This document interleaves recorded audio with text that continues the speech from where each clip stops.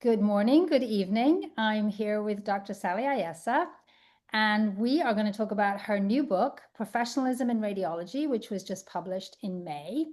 And Sally, I looked up your bio and it's very impressive, but I liked one that I found on a website that said, Sally is a dual trained radiologist and nuclear medicine specialist, an academic, educator, writer, mother, and starter of conversations. So I'm looking forward to this conversation for us together.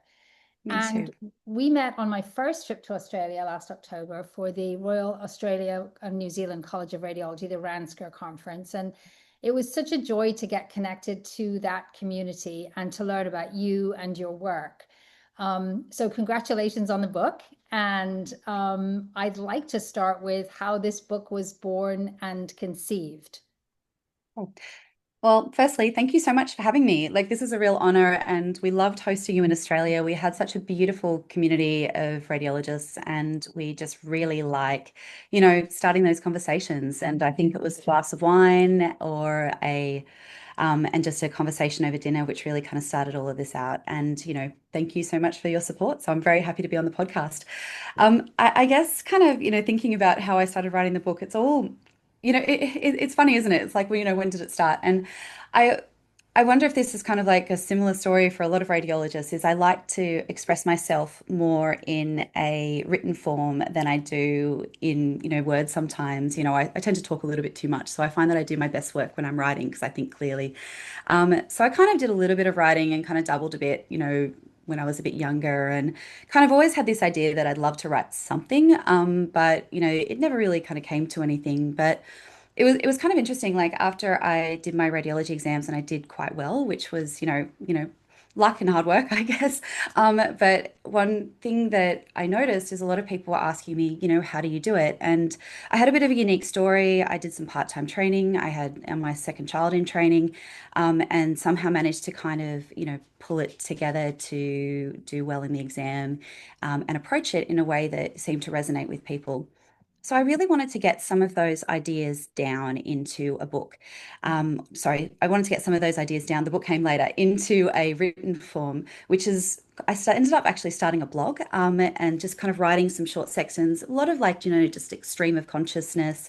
How did I approach a case, or how did I go trying to work through a case when perhaps I'd missed it? Like, how did I pick myself up again? And it came even a little bit more into talking about. Not only just how we interpret images, but thinking about how we are as people. How did I study with having kids? How did I find focus? How did I manage things like imposter syndrome and, think about, burnout and fatigue when it came to training? So we kind of started talking about those extra parts in addition to, how do you present a chest x-ray, so to speak. And then when I finished radiology, I did a writing course at Allen and Unwin in Sydney, just trying to get a bit of, professional kind of clarity. Because I know at that time, you're thinking that um, you you're not quite sure where your life's going to go, and so I'd like to do it. So I thought I'll give this a go. I did a memoir writing course and then pitched to an agent who said, well, why would anyone want to read about your life? And I'm like, so clearly the pitch didn't land. My life wasn't very interesting. But I used that skills to pitch to Taylor and Francis, which is Allen and Unwin's uh, textbook division, and then ended up getting some interest, which was really exciting. And then they said, we like your idea. We love your idea about professional skills. And it all went from there. So yeah, it was Well, all a bit that of a is journey. fantastic. I was so excited to read the book, and I really wasn't disappointed.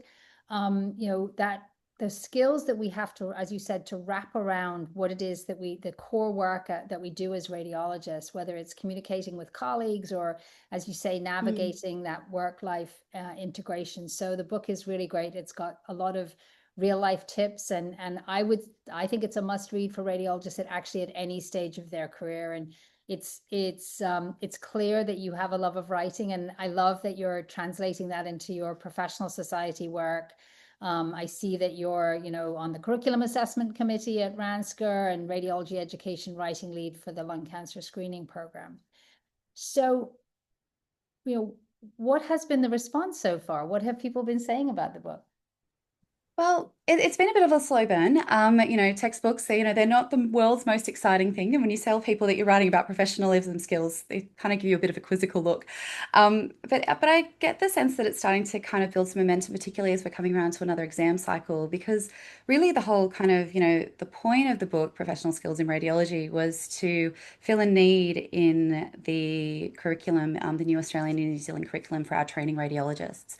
For the first time, we were formally examining professional skills, non-interpretive skills. We call them intrinsic roles Mhm. in our curriculum, and that was 5% of the exam, and no one had any idea kind of what to do with it.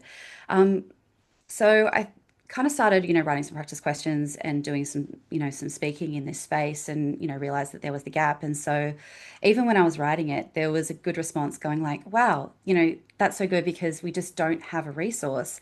And that's all the way from trainees to clinical supervisors, the radiologists who are training our upcoming, workforce, and also our examiners. Like, there was a lot of, how do we do this? There's a lot of misconceptions about how we approach professional skills. So what do we do?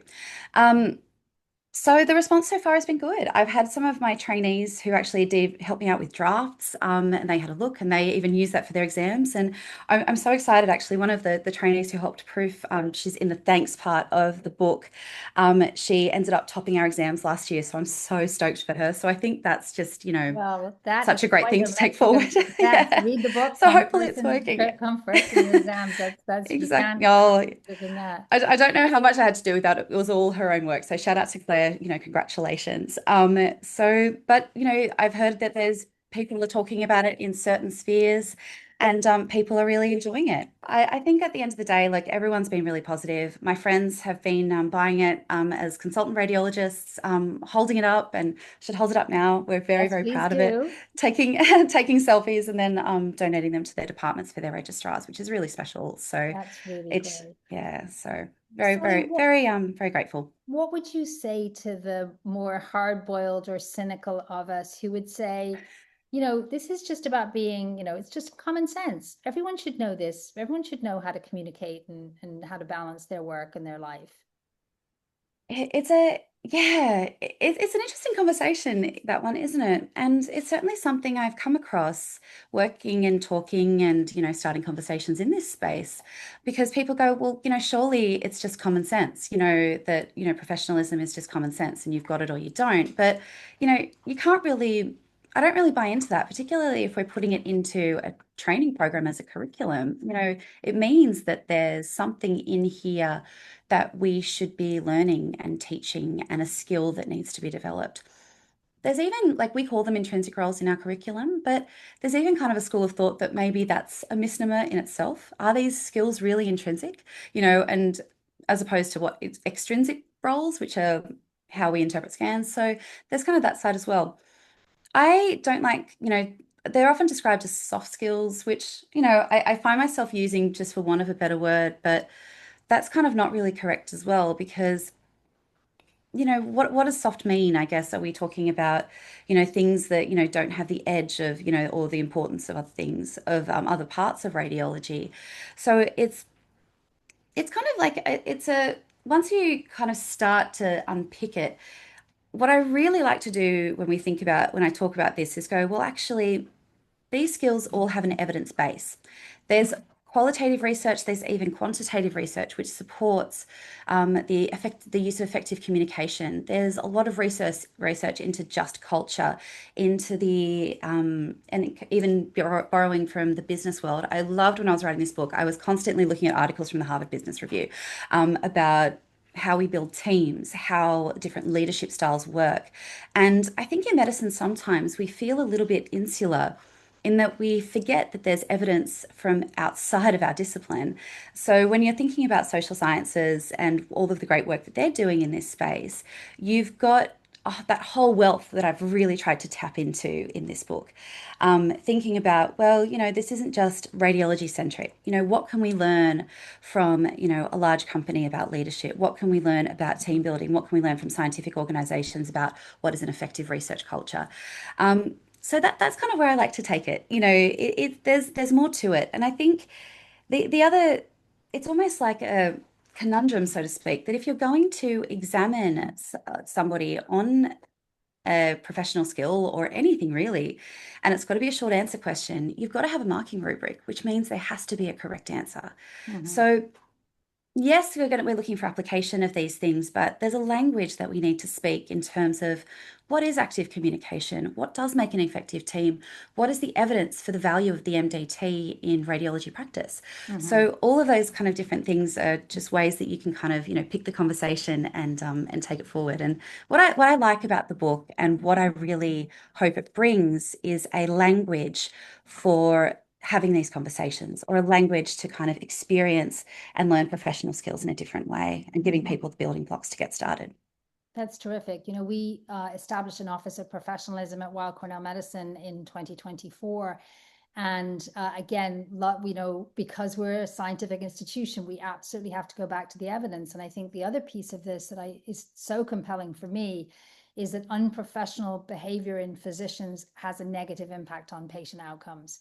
And I think, when you're trying to convince people of the value of this, that to me has been a very clear why on the work that we've been doing. I'd love to hear more about your thoughts as an educator on where you think we should go in the future in testing this. You're clearly focusing right now on the written or digital exam, but how do you think we should be measuring our performance in the workplace around these skills? That's such a great question. And the exam, as you say, is one thing. But, as we're moving with our education models we've moved in Australia to programmatic assessment models. So lots of smaller stakes with kind of building up to the capstone exams and projects and things. So that integration of work-based assessments as part of radiology education, and experiential training requirements, procedural skills, or even, other learning opportunities like scenario-based learning and things like that is something that we're exploring. And I've been really lucky. I've started doing some work with the College of Radiologists in terms of planning, and just starting these conversations about how we can do this meaningfully. And we have a really wonderful educationalist. But the interesting thing in the perspective she brings is that she's from a GP background. And so how GPs have been, or physicians have been, examining these skills in terms of, simulated patient interaction and those conversations about, maybe breaking bad news, or, exploring somebody's chronic illness, for example.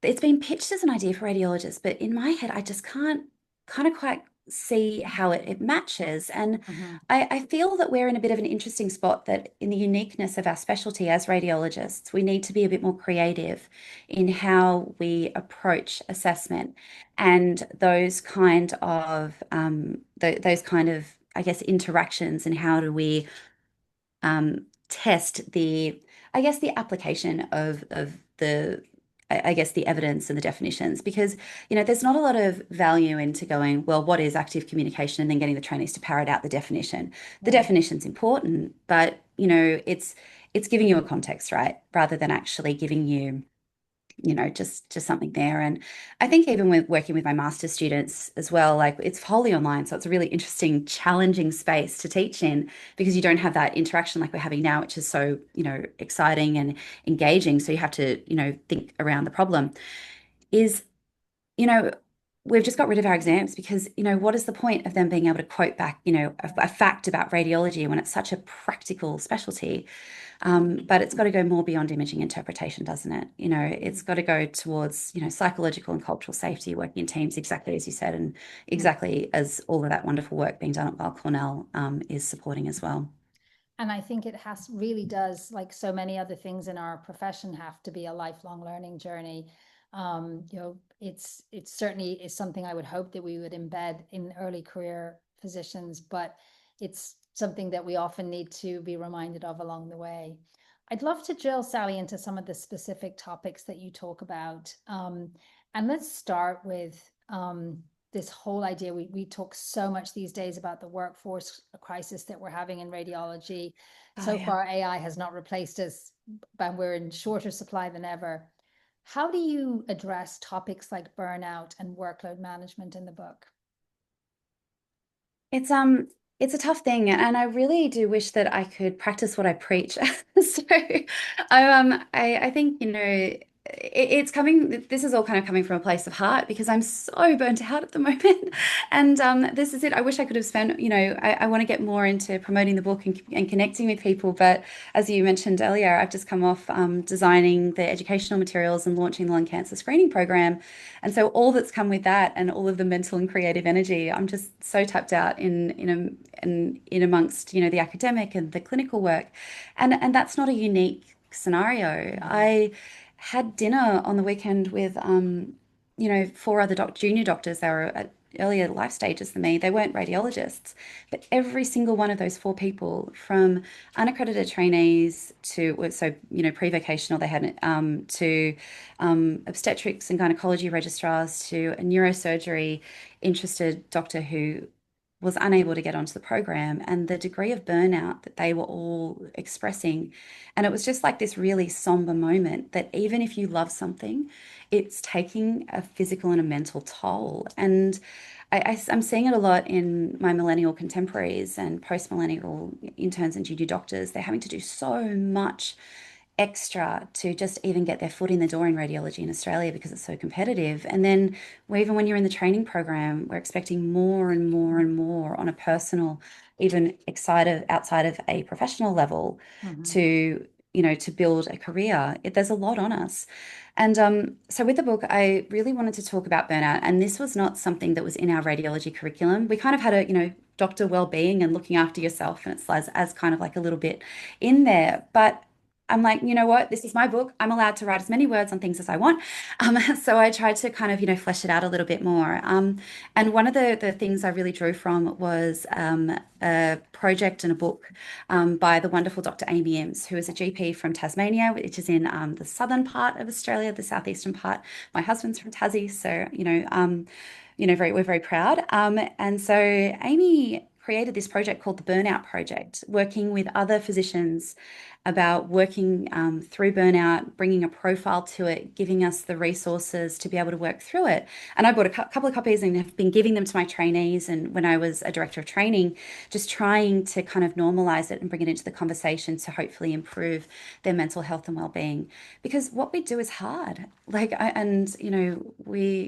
Every radiologist knows that the journey we're on is difficult, and there's a lot of hoops to jump through. There's a lot of self-reflection. There's a lot of self-doubt, and it's very humbling. We make mistakes. That's part of what we do, Yeah. and I think that that's one of the things that I try to not necessarily normalize, but humanize, because we are people before clinicians, I think, forefront, which is why I felt so strongly about having it in there. But think I need to reread my own section so I can do better. Well, again, I think that's why this is such an important learning journey for us throughout our career, because, as we get into the positions where we have influence over how the system is actually designed and functioning, I think we've gotten beyond the idea of, do meditation and yoga, obviously great things to do, but we also have to build supportive teams around people, and supportive systems. And you've mentioned team building and how we create and maintain effective teams. How do you address different leadership styles in the book? So I've tried to kind of break it down a few different ways, and I have to say that I'm so glad you asked this one because the leadership styles was actually a really kind of an aha moment. Like, there's a lot of content in here which was statistics and research, and that there's not so many aha moments in there. But leadership was just something when I was reading about it, you could feel things click into place. And I've worked in a number of different imaging teams across my training, even before that, as a junior doctor and a medical student in different practice settings. And just sometimes you walk away going, oh, I wonder why did I feel that way? And why didn't this gel with me? And why didn't I feel like this was a comfortable place for me? And then I'm reading through these different leadership styles, um, and these two kind of ways of approaching it. And so I kind of, took some business modeling from this, thinking about, different ways we approach it, and break it down into those different styles too, and just seeing like, oh, actually, it goes beyond, the authoritative kind of leader that we kind of think about. So it's not just authoritative and fine. Like that's there's so much more complexity and nuance to that, and each different style has something different. My favorite one to learn about was the laissez-faire leadership style because it's one that's so I feel like it's often got a little bit of a bad rep for it seems like a leader is a bit too hands off. But when you start to realize the psychology of it and actually see the evidence for the success of this leadership style in so many teams, I how I kind of interpreted it was more just like a leader who would just watch their team and kind of put good people in good places, and then just kind of, rather than telling them what to do, just kind of nudging them in the right direction and Mhm. just gently encouraging people, but maintaining that autonomy. And it's funny, like actually, even talking about this, I was listening to a podcast yesterday about workspaces and something called Cautionary Tales, which is my favorite podcast at the moment. Just talking about that people do their best work in workspaces where they have the autonomy to change things, like move a plant or put a picture on a wall or put a picture of their dog on the desk. But if they're given a workspace that's rigid that they can't move, and they can't customize it, or they're told it has to be a certain way, there's frustration and they don't do their best work. And it's kind of like, I feel like there's so much of that. And that kind of flexibility is, probably not the right word, but just that kind of light touch and allowing people to do their best work and making sure that they're in the positions to do that. That was my favorite kind of lesson from learning about the leadership stuff. It brings to mind Jim Collins's book, Good to Great, and the idea of, getting the right people on the bus and that flywheel theory of really innovation performance where you bring people together and allow them to do their best work. And, we are obviously in a very heavily regulated industry, and it can sometimes feel like the don't do this, do this is really can be kind of stifling.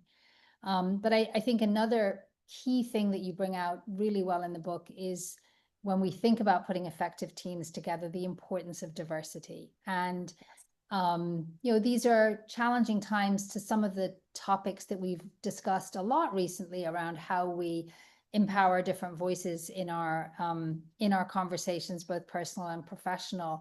I will say that I continue to believe that a diversity of perspectives really drives excellence. Tell me about how you approach that from a particularly Australian point of view. Well, this is something that you and I have certainly spoken about before, and something that we've connected on in terms of our conversation about diversity, both gender, LGBTQ, racial, ethnic, and also with our First Nations people in Australia. It's that representation is so important, exactly as you say. Like it drives better teams, but also better patient care. It drives innovation, creativity, a psychologically safe workplace, which is really what we're aiming for. You want to get to the point that you feel safe, valued, and fulfilled when you walk into the workplace and you can do your best work as a radiologist. And I think kind of taking that in the book was another one of where I took a little bit of liberty, like it was part of the section in there. And I really do strongly feel that that has to be something that radiology workforces have to look at. And we're very similar to America in terms of our gender splits. We're about 33% women at the moment. The trainee numbers is actually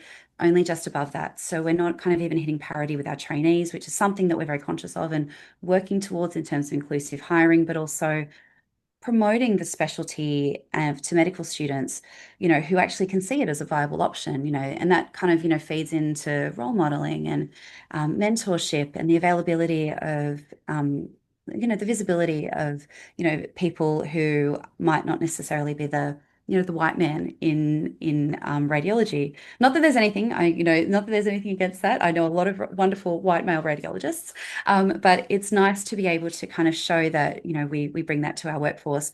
And particularly for Australia, there's a big section in the book on cultural safety and cultural competence, which is an important kind of thing that we try and um, talk about, and we're talking about more in our Australian community. And absolutely rightfully so. Like this is Australia has a very shameful history of how we have treated our First Nations people. And I can say that from my point of, privilege as a white Australian woman, that we have a lot of work to do in terms of improving how we understand and work with and best care for and promote well-being and positive health outcomes within our First Nations, Aboriginal and Torres Strait Islander communities here. an interesting note kind of in when I was writing the book too was, I kind of, pitched it with my very Australian lens, and it was interesting to get the international publisher saying, you've got to make this more broad, use the Australian case studies, but you can't just make it just about you. So trying to actually explore what systemic racism and discrimination looked like in different communities. And a really interesting note was that I had to change what we say First Nations people in Australia. I had to change it to First Peoples because to be more inclusive of Canada and North America, which was a great learning point for me to think through it. But I think diversity is a real theme in so many ways of how we practice, as we say, and it's a great conversation that we are having, and it's gaining momentum in Australia. We now have regular women's breakfasts at our college meetings. Our leaders within the college are engaging with us in these conversations about diversity. And we had a task force which was put together to try and kind of start to get the ball rolling. But when I say ball rolling, it's been rolling for a very long time, trying to gain momentum, so to speak. Um, but we still get resistance. Like, even when we put out the report, it was like, well, why are we doing this? And, this isn't needed. And there were comments about us being woke, which I still don't really understand or know what that means. We But might need a whole I other just, podcast for that one. yeah, we do. But it was so nice to just kind of get some of my thoughts and also just pull together the evidence and even just reference a few of my own pieces and papers that we'd written as a community in there, which was a really fulfilling moment for me to see that in print too. That's terrific. Well, I think there are lessons that we can take both in terms of certain members and groups in our community who have simply not received the same level of healthcare or whose outcomes are measurably worse despite efforts to improve things. So a lot of universal lessons there. I am struck by the fact that we are talking across many, many thousands of miles. We met at a traditional radiology conference, but as we think about continuing to build community and to build our community knowledge, what are the kinds of things that are fun and exciting to you about how we can connect? Oh my goodness. So many things. So you're right though. It completely boggles me that we're speaking on different sides of the world. It's 8 a.m. in the morning here in Sydney. And that we're able to do this, which is such a privilege for me. I am phenomenally lucky because I've managed to connect with some incredible mentors and educators, yourself included, from around the world. And I've done that kind of through involvement with a few different organizations. And it's really just been it's come out from a hobby, or just kind of reaching out to people on social media. And I'm not a big social media person, but I do I'm a bit more of a lurker. I like to watch and learn, and just occasionally, if I'm just really struck by something, I'll get involved. But I connected after when I was just finishing my radiology exams with the team at Radiopedia because they were kind of coming up when I was doing my exams, or when I was, sorry, not when I was doing my exams, when I was just starting training. It was really just starting to emerge as um, a voice in our global radiology education community. And I kind of made a deal with myself. I said, look, if I pass these exams, I'm going to donate to Radiopedia, which I did. I did keep it. But because I was such a fan, I reached out to some of the educator community, and they liked kind of my blog. They liked, they'd seen a couple of my presentations. They liked what I had to say, and then asked me to do a couple of presentations. And then that turned into a couple more presentations. I started convening conferences. I started connecting with people, traveling around, sharing the word about, the story of it being an Australian site, which I'm so phenomenally proud of. Not a lot of people know that Radiopedia is born in Australia. It's born in Melbourne. And just even being able to connect with the people who started it and built it was such a phenomenal privilege that I still pinch myself that I get to work with such great educators. And I still I get to travel around. I'm going to Queenstown next week in New Zealand with another education company where I do in person. But that's great. I get to take what I learned doing the in-person stuff and then inject it into online. And even I get to work with another couple of companies, like, throwing in my disclosures here. I work for Modality as well, just trying to build nuclear medicine because, we want to bring nuclear medicine into radiology teaching. Mhm. And even just going to, connecting with organizations like the Association of Academic Radiologists in the US, which I thought was just so phenomenal. And I'm trying to get that off the ground in Australia because you have such a great community of like-minded people who are passionate about how you teach and and how you bring modern radiology learning from a digital space, but make it accessible to millennial and post-millennial learners. And whether that is social media or animations on a PowerPoint or videos or even podcasts or exactly like what we're doing now, just being able to kind of connect with so many people, with different people on different levels to suit so many different learning styles. Mhm. And I'm a great lover of color, as you can see behind me. And I love pink and I love animations and I love just the challenge of being able to bring an image to life and a concept to life. And I always say my greatest challenge, but the most fulfillment and joy I get is from teaching first year medical students because you forget how much you've forgotten. And so you've really got to bring it to life in a different way, which is really exciting. Well, we just welcomed our medical students to campus this week. They had their first day today and they're doing their white coat ceremony tomorrow. So, Ah, yeah, that's a very exciting time. So, Sally, congratulations to everybody. That's I wonderful. know. So we're at the end of our time, but I have one last question for you. Actually, maybe two. I hear there's a PhD in the works, but Oh. this book experience whetted your appetite for more. What's next for you? It's a great question. So the PhD has been, I say, has been limping along for about 6 years, but I've just been taking detours, the book being one detour, and the medical education chapter in the book is a lot from my PhD, what I've learned, and just taking that and being able to crystallize it was a lot of fun. So I'm in the write-up stage at the moment. I've done all my research. I want to try and get that done within the next 6 months, and if I can kind of stop getting distracted by shiny things like books. Um, it's so yeah, that'll be really exciting. It's all about how we teach radiology and just conversations about how we can do better. But I'm hoping to kind of have a little bit of a rest, just kind of enjoy Good. things. I've got all these ideas going around. Do we want to do a guidebook on nuclear medicine? I had this crazy idea last week about doing a radiology podcast about, taking Taylor Swift lyrics and bringing it to a different kind of audience. And Taylor Swift teaches radiology was my idea. Well, So let me know I'm if going to the audience think introduce that that you would be to one good. of my mentees who did a whole talk on radiology economics using the songs of Taylor Swift. So Oh my you will goodness. definitely have a captive audience for that one. One last question Amazing. before I let you go, Sally. In that little bit of time that hopefully you're carving out for yourself, what are you reading right now? So I've just kind of finished recently, this might be very controversial, but I love I go between kind of, nonfiction, a bit of, organizational psychology books, and I intersperse that with a lot of light kind of chick lit, kind of, easy Nothing reading wrong with a romance. So good I chick lit. love Emily Henry. She's my favorite. So Great Big Beautiful Life was the one. It came out a couple of months ago. So I've read that one recently and I just loved it. It's such a palate cleanser. It's just good for the soul and it just leaves you leaving feeling good. That's wonderful. Sally, thank you for making time for us. Again, the book is Professionalism in Radiology. It's out now. We'll put a link into the show notes and the bio, and definitely worth a read at whatever stage of your radiology career you're at. Thank you, Sally. And thank you for having me. Take care.